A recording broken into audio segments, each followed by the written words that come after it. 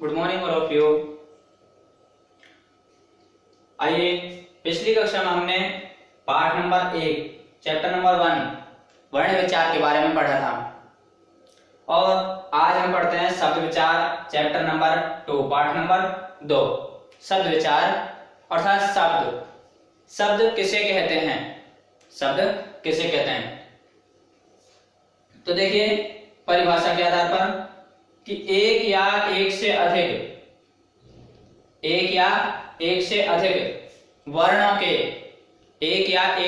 वर्णों के सार्थक समूह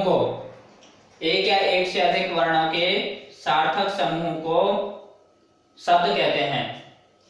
एक वर्ण हो या एक से अधिक वर्ण हो, उनका जब एक समूह बन जाता है अर्थात वो सार्थक समूह बन जाता है तो वो शब्द कहलाता है। आइए देखिए कैसे, जैसे लय हलंत, उदाहरण यहां पर लय हलंत प्लस अ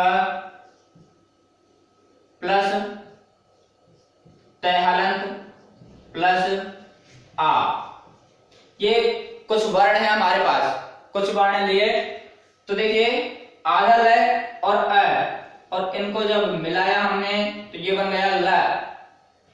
आधा तय और आ को मिलाया तो ये बन गया ता, ठीक है। और अब इसको पूरे को मिलाया तो ये बन गया लता, ठीक है। अब लता, ये जो लता है, लता का अर्थ या तो किसी स्त्री का नाम और या एक बेल, लता संस्कृत में बेल को कहते हैं तो लता, तो इसका अर्थ निकल गया। अब अर्थ निकल गया तो ये क्या बन गया, शब्द बन गया। क्या बन गया, शब्द बन गया, ठीक है। इसी प्रकार जैसे मैं, ठीक है, तो ये मैं देखने में अपने आप में एक वर्ण लग रहा है लेकिन इसमें मात्रा भी लगी हुई है तो ये एक नहीं है।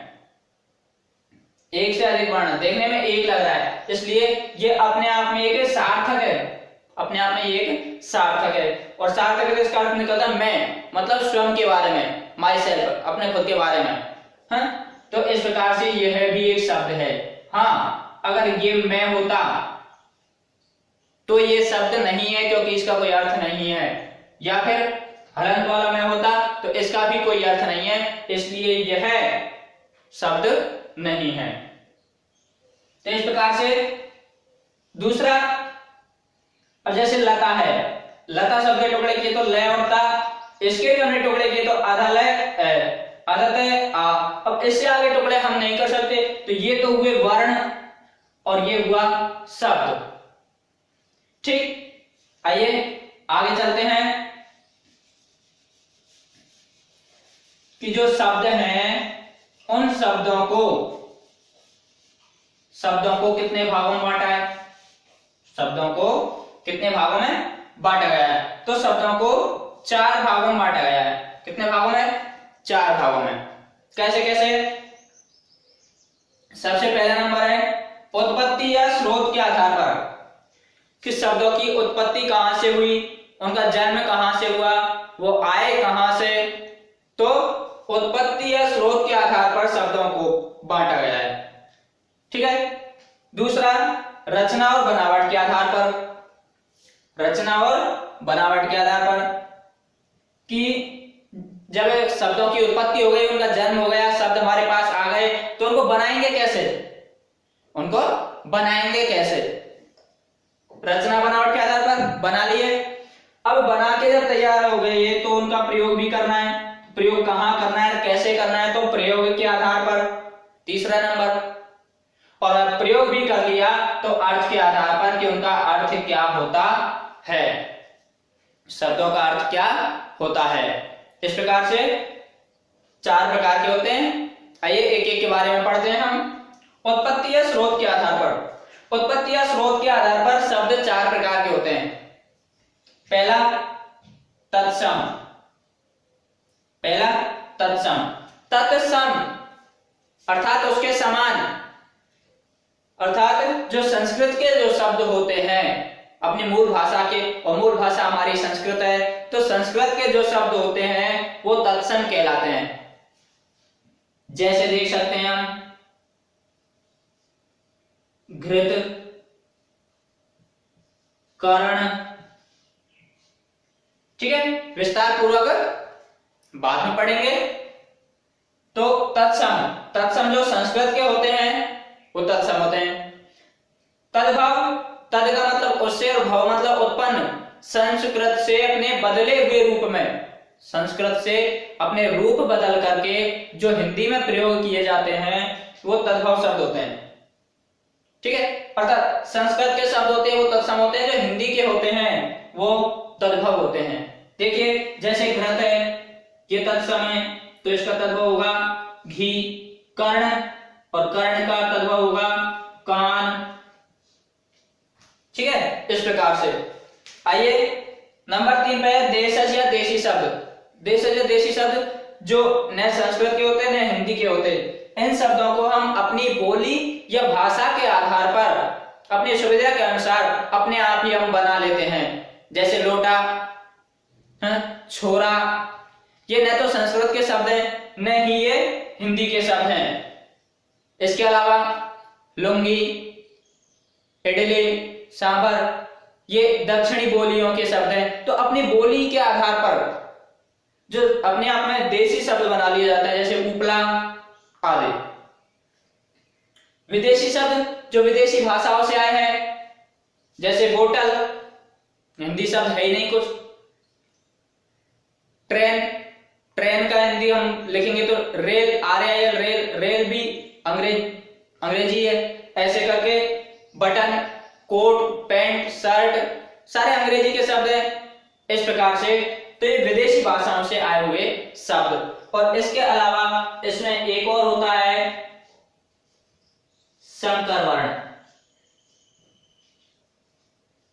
संकर शब्द। और संकर शब्द का मतलब होता है जो दो भाषाओं से मिलकर के बना हो, दो भाषाओं से मिलकर के बना हो। दो भाषाओं से, जैसे रेल, गाड़ी है, दो अलग अलग भाषाओं से मिलकर के बना हुआ हो। तो इनका हम विस्तार से जो वर्णन करेंगे अगली क्लास में। रचना बनावट के आधार पर, रचना और बनावट के आधार पर, रचना बनावट के आधार पर हम देखते हैं कि 3 प्रकार के होते हैं शब्द। रचना बनावट के आधार पर शब्द 3 प्रकार के होते हैं। पहला रूढ़ शब्द। रूढ़ शब्द कौन सा होता है? जो साधारण शब्द होता है, अर्थात उस शब्द के हम टुकड़े नहीं कर सकते, और टुकड़े करते हैं तो उसका कोई अर्थ नहीं होता, वो साधारण होता है अपने आप में, वो रूढ़ शब्द होता है।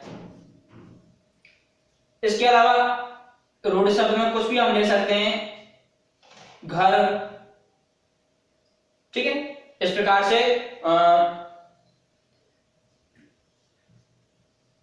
गाड़ी, घर, गाड़ी, ऐसे शब्द जिनके टुकड़े नहीं हो सकते, टुकड़े कर दिए तो उनका कोई अर्थ नहीं रह जाता। ऐसे जैसे घर और घर शब्द के टुकड़े करेंगे, घे अलग हो जाएगा, रह अलग हो जाएगा, घे का कोई मतलब नहीं है और रह का कोई मतलब नहीं है। इस प्रकार से यौगिक, जैसा कि नाम से पता चल रहा है, दूसरे नंबर पर यौगिक। योग एक मतलब योग किया हुआ, जोड़ा हुआ, ठीक है। तो 2 शब्दों से मिलकर बनता है। जैसे एक शब्द है, एक शब्द हमने लिया इसका, जैसे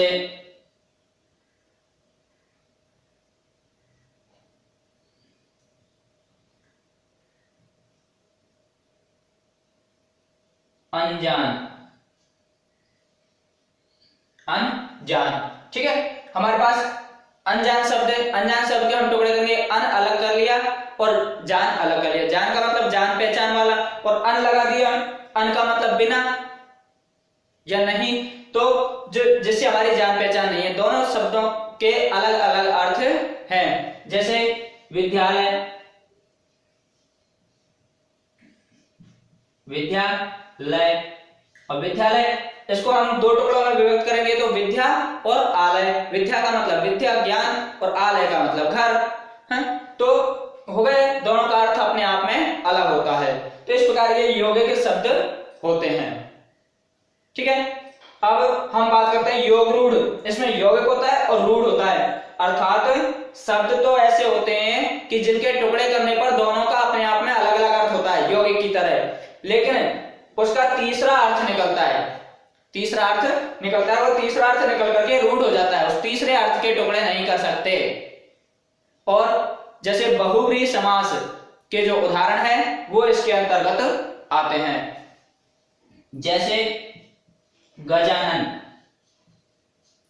गजानन शब्द है हमारे पास, गजानन, गज और आनन दो शब्द है, टुकड़े किए, गज और आनन, दोनों के अलग अलग कर लिया। गज का मतलब हाथी और आनन का मतलब मुख।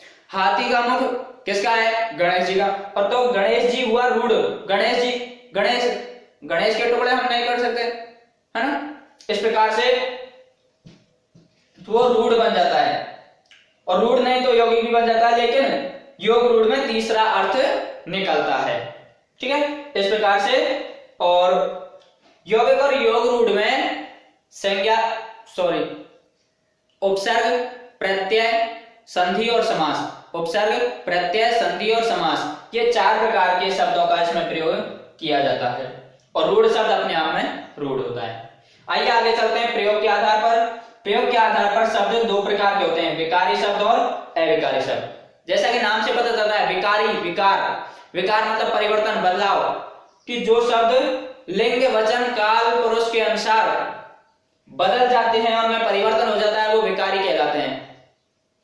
जिन शब्दों में लिंग, वचन, काल के अनुसार परिवर्तन हो जाता है वो विकारी शब्द कहलाते हैं।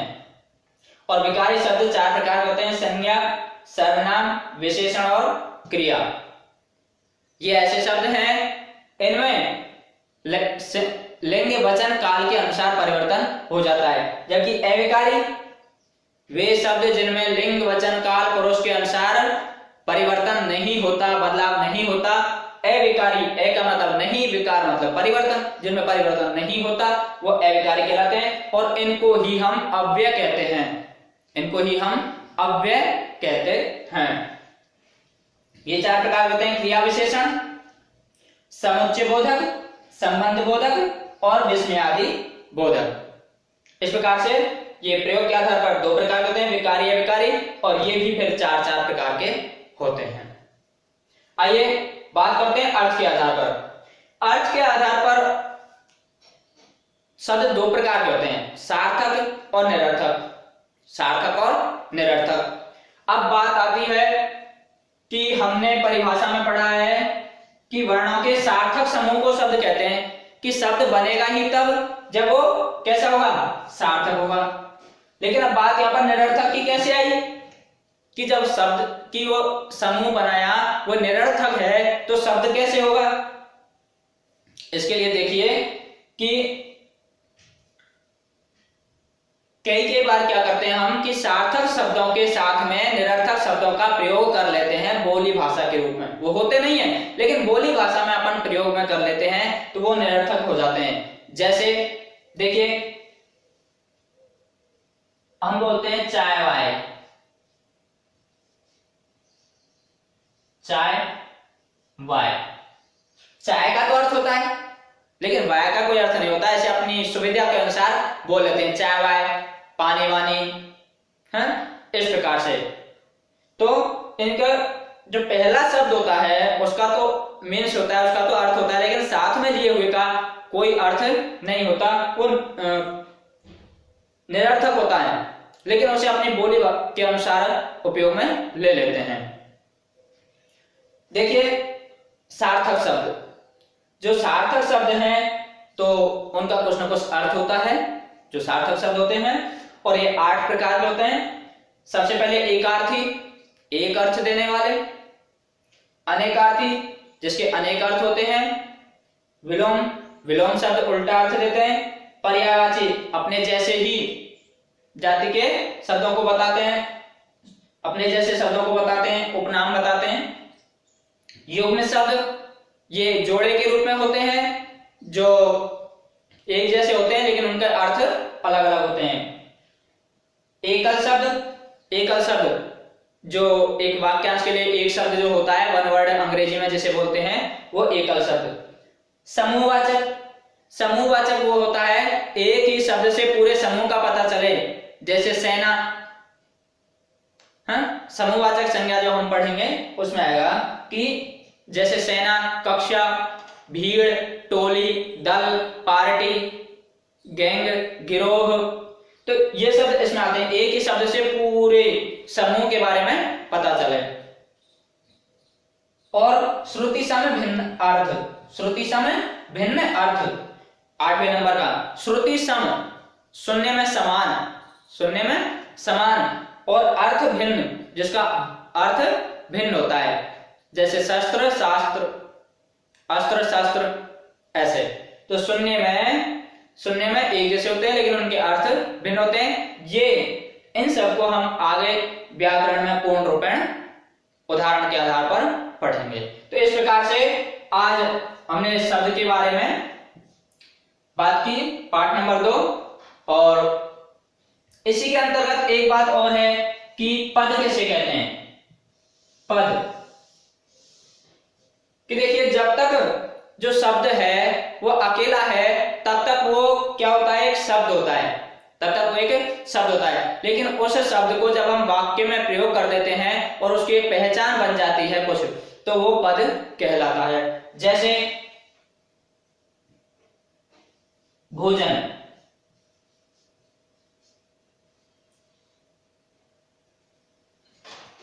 भोजन, ठीक है।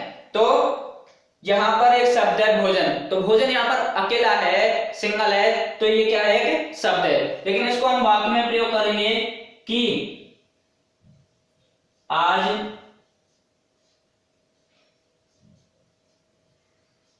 भोजन बड़ा स्वादिष्ट है।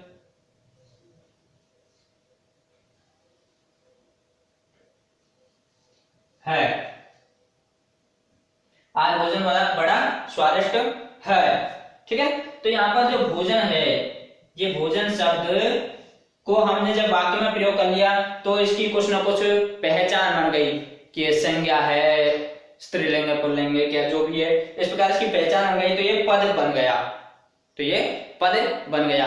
जैसे राकेश, राकेश एक शब्द है कि नाम है किसी का, ये शब्द है। लेकिन हम इसको प्रयोग करेंगे, राकेश क्रिकेट खेलता है, तो जब वाक्य में प्रयोग कर दिया तो वो पद बन गया। तो शब्द को ही पद कहते हैं, लेकिन समय और परिस्थिति उसकी बदल जाती है कि उसको वाक्य में प्रयोग कर देते हैं। तो इसी प्रकार से आज हमारा पार्ट नंबर 2 शब्द विचार, इसमें हम तत्सम, तद्भव, देशज, विदेशी, इन सब इनको उदाहरण के आधार पर आगे पढ़ेंगे अगली कक्षा में। और तब तक के लिए सुरक्षित रहिए, सतर्क रहिए और पढ़ते रहिए। जय हिंद।